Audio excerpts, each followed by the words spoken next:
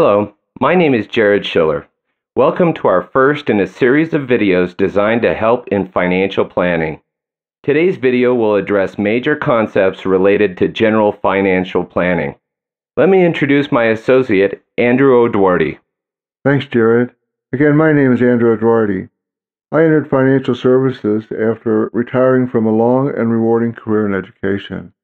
In the next videos, we'll talk about building the foundation, where you'll envision the retirement you want and how you'll finance it based on current and future retirement trends and strategies. Then we'll discuss creating and protecting wealth, examining how you may accumulate assets during your working years. Then we'll talk about establishing your income stream in retirement. Building on what you've learned so far, that presentation will discuss how to prepare before retirement to provide the income you need during retirement. And finally, we'll talk about making the most of what you have. In preparing for retirement, it's important to anticipate what retirement looks like. How much are you going to need to sustain the lifestyle that you have now? Most advisors suggest that we need 80 to 90% of our pre-retirement or current income to cover expenses and sustain the lifestyle and retirement that we have now. Income needs change over the different phases of retirement. At the beginning of retirement, most people's monthly income exceed their expenses, while after a decade or so, expenses begin to exceed monthly income. On average, 20% of retirees' income will be spent on health care. It's important for us to look at this in terms of phases and prepare for those fluctuations and added expenses.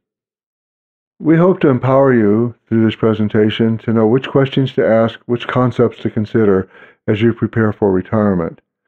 First, let me start with the idea that it's important to save. It isn't how much you save as much as it's important to start saving, getting into the habit of saving. It isn't important as to how much you save as to where you save it. But saving and planning are really critical in getting started. One of the major understandings we need in beginning to plan is how compounding interest works. Compounding interest is the idea of earning interest on interest, which allows our money to grow exponentially. As you can see in this graph, we've taken $250 per month and compounded it over 40 years at an 8% interest rate. As you can see, at the end of that term, we have nearly $900,000 as a result of our efforts. This concept is critical as we begin to look at products and strategies we'll talk about later in this presentation. Compounding interest is characteristic of most retirement savings vehicles, but it's an important concept to understand. Most financial planning for retirement involves three phases: accumulation, conservation, and distribution. The accumulation phase is where we work to save as much money as we can, and I think most of us find ourselves in that place now. As we approach retirement, we have another set of decisions to make. That is how to protect our savings and keep it available to us as we enter into the distribution phase. When we reach the distribution phase, there are a whole other set of decisions that we have to make. These decisions involve how much money should we take from our savings in order to sustain our retirement income over a lifetime. The decisions involve questions about how we're going to protect our money from volatility, taxation, and other eroding factors. The next major point to understand is the impact of eroding factors and the importance of designing a strategy to offset them. As you can see in this slide, we've laid out several of those eroding factors, stock market volatility and taxes being two we'll talk about more in a minute, but another to understand is inflation. Inflation is the loss of purchasing power that occurs over time. Historically, the rate of inflation has been around 4%. Thus, to even stay even, you have to earn at least 4% in your funds. Taxes are another major consideration in retirement planning. Most savings vehicles fall into three categories. They're either tax-free, tax-deferred, or taxable. Those ideas must be taken into account as we choose strategies and vehicles. This slide shows the historical fluctuations in the tax rates. And if you look at where we are now, you can see the taxes are as low as they've ever been. It's not likely that taxes can remain this low given the national debt and the government programs in which we're involved. So it's important for you to consider how you save, because if you save in a tax-deferred vehicle, for example, you're simply postponing paying taxes in a likely higher tax rate environment. These graphs demonstrate the recent volatility that the market has undergone over the last 5 and 10 years. It's likely that these trends will continue. This is important because you didn't want to be having to withdraw your money when you're not sure where the market is going to be. Volatility is a really important understanding to have. Most financial professionals, and particularly those in the securities industry, will tell you that the market has grown an average of 11% since the 1930s. This is true, but that's over the whole long span. It does not take into account these shorter segments that our graphs show. In addition to understanding the concept of rates of return as it relates to markets, it's also important to understand the concept of rate of return as it relates to products. Many financial professionals and companies will put their best foot forward when it comes to portraying numbers in their ads. This scenario will show you the reality of average rate of return and how that differs from the philosophy of compounding interest. Consider this scenario. Here we have a 4-year projection with markets going up 100% and down 50% every other year. If we average that rate of return, we have a phenomenal 25% rate of return. But wait, let's take a look at how this scenario compares with real dollars. So if we take that same market outlook over those 4 years and put a $10,000 starting balance to that, you'll see that at the end of 4 years, we're literally back where we started. In fact, after fees and sales charges, we've likely lost money. Part of what makes retirement planning so complicated are the numbers of vehicles or ways to save that are out there. In the next few slides, we're going to examine each of these vehicles in terms of security and stability, potential for growth, liquidity, and tax implications. In the slides, the characteristics that the product has will be in black, and those that it lacks will be in red. The first group of products that we're going to look at involves security. This is cash, savings accounts, CDs, bonds, metals, and other types of products designed to conserve assets. The first couple of products we'll look at are cash and savings and checking accounts, which are correlated to cash. As you can see, they experience predictable financial results, but you don't really get a competitive rate of return, you can't borrow against them, and the interest that you earn, especially in your checking and savings accounts, are going to be taxable. Certificates of deposit and bonds are debt instruments that earn a current interest rate, but unlike cash in savings accounts or checking accounts, you lose the liquidity in that your money is tied up for a given term. Usually there are significant penalties to withdraw your money prior to that term. Also, like with savings and checking accounts, the interest that you do accrue is taxable in the year it was earned. Precious metals such as gold and silver, like cash, offer a degree of security, but unlike cash, are susceptible to the markets in which they trade. As you can see, there's no guaranteed loan option and no tax advantage to holding these metals. Term life insurance is another product that assures some degree of security. It doesn't generate income, it doesn't earn, it is tax neutral except in terms of the death benefit, which comes out tax-free. Its major use is to protect or replace income that might be lost to the death of one of the members of the family. Fixed and indexed annuities. What is an annuity? An annuity is basically insurance against living too long, because it provides an income stream that can be continued for life. There are different types of annuities that can be purchased.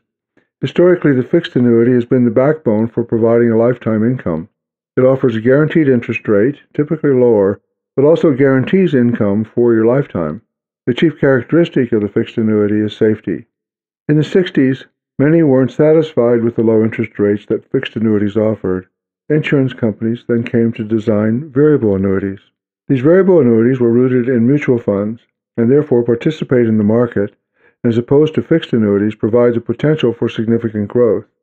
However, by virtue of being in the market, there's also the potential for loss. So the question that faces us in looking at these two products, fixed or variable annuity, is whether we want safety or growth. In response to that frustration, the major insurance companies now move to design what they call index products. Both in annuities and in life insurance, what they try to do is combine the best elements of both fixed and the variable annuities so that we could provide growth with safety. Being indexed means that the money is not in the market. It follows the market trends, allowing you to capture market gains, but never put your principal at risk or your earnings at risk. In this graph, you see the index products versus the S&P products over the period of time from 2002 to 2011. The index products, the blue line, as you can see, is far more stable and grows to $136,000 with an initial investment of $100,000. The S&P experiences much more volatility and only grows to $126,000 with that initial $100,000 investment. This slide is an excellent description of how index product work versus the S&P. It's clear that the index product does not take a loss or share in the losses in the market. It doesn't earn as much as the S&P might offer, but you never lose your principal or your earnings. Another conservative type of investment holding is preferred stock. Preferred stock is an equity interest in a company, but it operates a lot like debt in that it pays a current interest rate. But unlike bonds and other types of debt, you're subject to the risk of the volatility that comes with the common stock of that corporation. The products we will discuss next are designed specifically for the purpose of growth. They are generally in the market, and consequently many are subject to market risk. These include products such as common stocks, equity mutual funds, and others that we will get into. Buying common stock is buying direct fractional interest in a company. Unlike other vehicles, you are subject to the viability of the company in which you're invested, and there are no immediate tax benefits. Like common stock, equity mutual funds are companies that buy into a variety of companies in order to diversify their portfolio and make them less subject to risk. With common stocks as well as equity mutual funds, there's no loan against the holdings in which you have, no predictability in terms of financial results, and there's no tax benefits, as any gains realized as a result of sale of that stock is immediately taxed. Exchange-traded funds, or ETFs, operate a lot like mutual funds, except their specific purpose is to follow markets. So if the market goes up, the ETF will go up. If the market goes down, your holdings in the ETF will go down as well. Investment money is typically divided into two categories: qualified money and non-qualified money. Qualified money is pre-tax money used to buy into investment vehicles, whereas non-qualified money is after-tax money used to buy into investment vehicles. Qualified plans are the ones we're all pretty commonly familiar with in terms of 401ks, IRAs, etc. These allow you to invest pre-tax money and to grow that money tax-deferred. Because qualified plan money is in the market, you are subject to market volatility. And because it's government regulated, there are restrictions on when you can take your money out, how long you can leave your money in, and the amounts of money that you can put into qualified plans. Investments in real estate, like other investments in market-based tools, are subject to the volatility of the real estate market. Rapid gains can be made, as well as rapid losses. Real estate is also subject to some specific tax advantages in terms of the ability to write off mortgage interest. Liquidity in real estate holdings can also be compromised by market conditions. Whole life insurance is another vehicle for saving for retirement. It provides some distinct features from what we described earlier in term life insurance, in that this type of insurance allows you to grow cash values. Those cash values become available to you in the form of loans as you get into the policy, and those loans come out tax-free. So it's an excellent source of supplemental tax-free retirement income. It also shares a characteristic with term life insurance in that the death benefit is tax-free. So it becomes a safe, predictable, growth-oriented vehicle for saving for retirement that's very tax-friendly. We've now covered what growth products look like and what safe products look like. The decision for you is to decide your own risk tolerance, how you want to save money, again, looking at tax issues, liquidity, safety. So those are the main concepts that you need to have in place to make good decisions about what vehicles you want to choose in saving for retirement. We've discussed those varieties of vehicles that are used for saving for retirement, and now what we want to talk about are the types of qualified plans that most people have. In fact, what's being phased out, if you would, of the retirement scenario are pensions. If you have a pension, depending on when you began working with your company, you have a guaranteed income for life out of that. But most companies now are transitioning to what's called defined contribution plans, where you contribute and build your own retirement pension, if you would. The major way of doing this is in a pre-tax plan such as a 401k. A 403b is used in a lot of school districts or for employees in education. But you have these two basic types of qualified plans: a pension, which is a defined benefit plan, and most of you will probably never see something like that.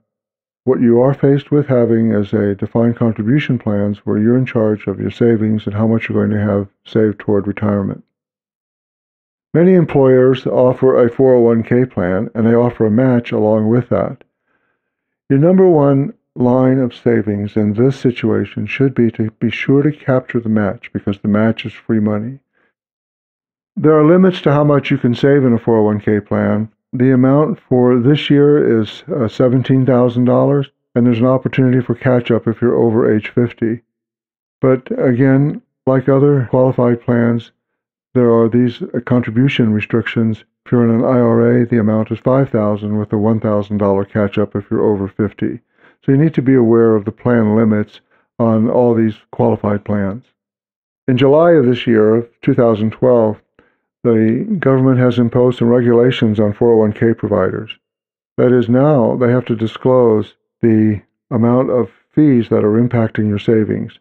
That's a very important concept to keep in mind as you put money into that savings vehicle, the 401k. Many of the products have fees, but these new regulations were put in place so consumers could be aware of fees and to avoid excessive fees. The impact that these fees can have on your assets can be significant. There are typically two types of fees. You have asset-based fees, which cover management fees, which go to mutual fund managers in terms of covering their costs to reallocate assets within the fund, and administrative fees. These are fees that cover the cost of just doing business.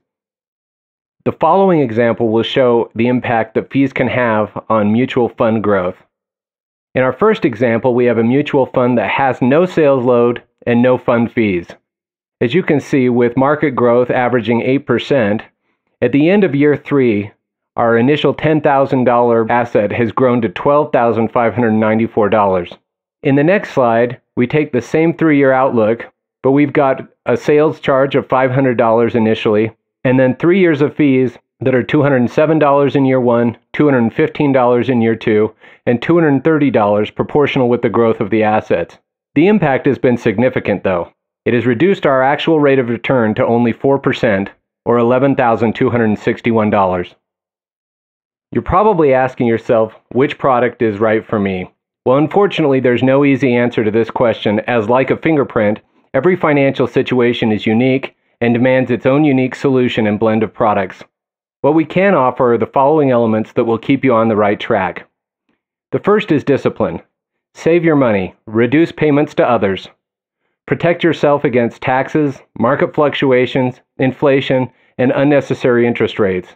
Be prepared for unforeseen events such as an illness, a death, or other type of financial hardship. Ensure that your products are accumulating cash at a competitive rate of return, and avoid paying penalties to access your money. We hope this presentation has been of help to you. We've tried to share with you the major concepts that you should be aware of. You need to really be clear about your own risk tolerance, how you want to save, making sure you can save, capturing any match offered in a 401k plan, be sensitive to taxes, fees, how and when you want to pay taxes, be aware of the phases of your financial life cycle so that you're very conscious about how you want to plan. A financial advisor can help with all of this by bringing the questions to you, by suggesting the latest strategies or insights into how you might save. So take advantage of another set of eyes to look at your plan. Thanks very much for your attention.